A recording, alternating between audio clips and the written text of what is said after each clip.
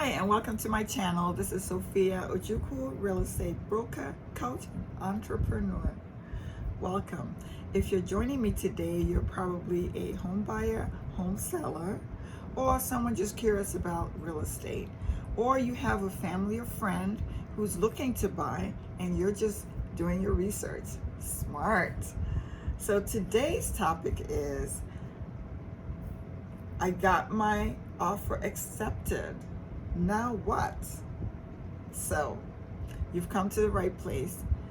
Today, I'm going to tell you that time is of the essence. You've probably heard that before. Time is of the essence in real estate.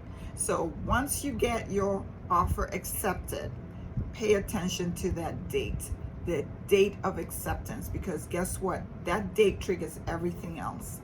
For instance, the date of acceptance will also say in the contract when you need to get your earnest money to the seller. It's time sensitive, okay?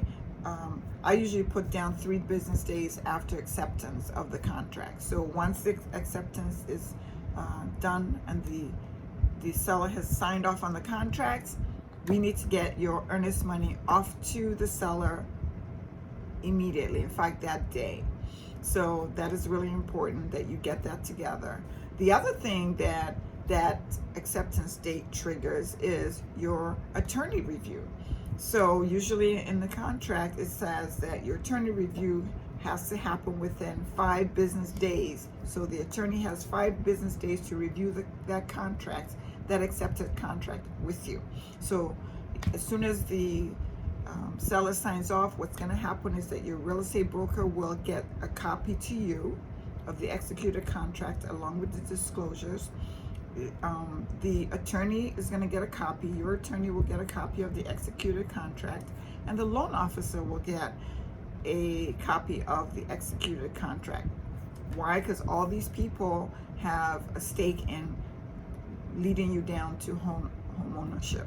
So when the attorney gets the contract and is about to review it, he or she will contact you, or you should actually take the initiative and call your attorney and say, hey, did you get the contract? We got our offer accepted. And what will happen then is that they will send a letter to the seller's attorney letting them know, hey, I'm representing X.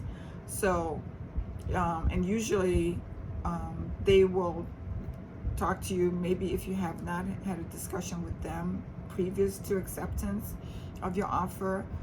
You will talk about how much her fee is or his fee is. They'll send you a letter of engagement that you have to sign, and sometimes they ask for an initial deposit.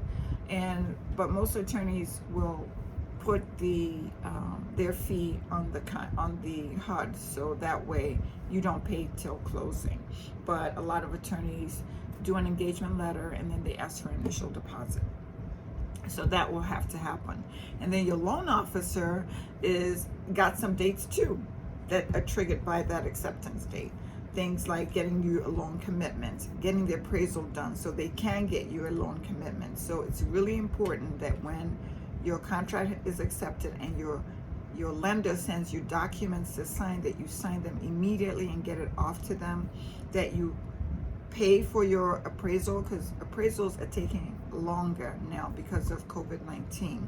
So sometimes weeks. So you definitely want to get the appraisal fee paid and signatures done, authorizing them to go ahead and do the appraisal. So again, that acceptance date triggers your attorney review, which is 5 business days. It triggers your loan officer to get you an appraisal because there's a date for the loan commitment to be gotten. And then the other thing is your home inspection. So usually if you unearth anything that you want to get out of the contract within that 5 business days, you can, and get your earnest money back. So that is a contingency on the offer that was accepted. So immediately you'll see that your real estate broker will schedule a home inspection. And what the broker will do is make sure that all the utilities are turned on, so that when the inspector comes in, they can inspect all the major appliances. They can run the water to make sure the water pressure is right throughout the house, run the air conditioning, the heating, all the HVAC, electrical, plumbing, and all the major functionalities of the home will be inspected from top to bottom. Sometimes when the general home inspector comes in to do your inspection, they might determine that you need additional inspectors. For instance, they might ask that you get a radon inspection, especially if the house has a basement and a bedroom down there, and somebody's going to be living down there. You definitely, in the Illinois area, want to get a radon inspection. That's an additional inspection, and it's an additional cost. It's more of a specialized inspection. And then if they see any evidence of water or mold, they might ask you to get a mold inspection. Or anything on the roof, they might ask you to get a roof certification or an inspection. So these are some things that might come out of the general inspection that you pay for. And in my other video, I talked about the cost, that the fact that you are going to have to pay for the inspection up front. So that's one of the costs. So the appraisal is an additional cost, the attorney's fees an additional cost, the inspection is an additional cost. Okay, so so the loan officer is getting the appraisal, the attorney is going to sign the letter of engagement and send you a letter to the seller to let them know they're representing you, and the real estate broker is going to order the home inspection for you. For the home inspection, make sure that you're there. It usually takes about 2 hours for a single family home.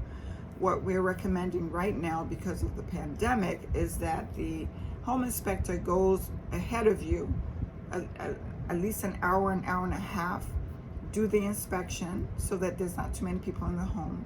Once they're almost done, then you show up, and the client and the agent, you show up, and you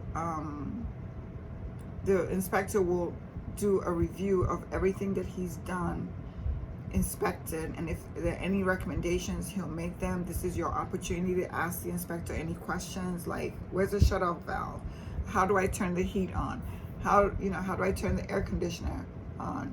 The fireplace is actually a different type of inspection. If you need to do a fireplace inspection, that's a specialized area. But the general inspector can at least tell you how to turn it on and off. So it's important that you're at your inspection, that you ask the right questions. They're there to help you get familiar with the property and where everything is and how to turn things on and off. Okay? So when the appraisal is done, you don't have to be at the appraisal. Usually the seller's agent will be there to let the appraiser in. Appraiser comes in, does the appraisal, sends the report to the lender, and they will let you know. You have a right to get a copy of the appraisal, so you can ask for the appraisal, and they will let you know if that property is valued at the amount that you're about to pay for it. And sometimes it's at the exact same price that you are paying for it, or sometimes it appraised at higher, which is great if it does, and you've got some equity in the property. But if for some reason the appraisal comes back and it's appraised less than what you're about to pay for it, you have a couple of decisions to make. One is, are you going to make up the difference? Because the lender's not going to lend you more than what the house is worth. Or we can go back and negotiate with the seller to bring it down to the appraised value. Or you can say, hey, I'm not buying this house. I don't want to pay more than what it's worth. Those would be your choices. So we covered a lot today. I'm going to break it down separately again, maybe in specific videos, to talk about just the appraisal, talk about just the inspection, and the experience with the attorney as well. But these are the critical pieces that you have to get done right after you accept the seller accepts an offer from you. Okay, so I usually post once a week on Wednesdays, but recently I've been getting inspired a lot because there's a lot of people in the market asking a lot of questions. So I come up with these ideas. Oh, when my seller or my buyer asks me a question, I pop on my camera and I do it. I answer the question right on screen so that if anyone else has the same questions, they can come to my channel and watch it.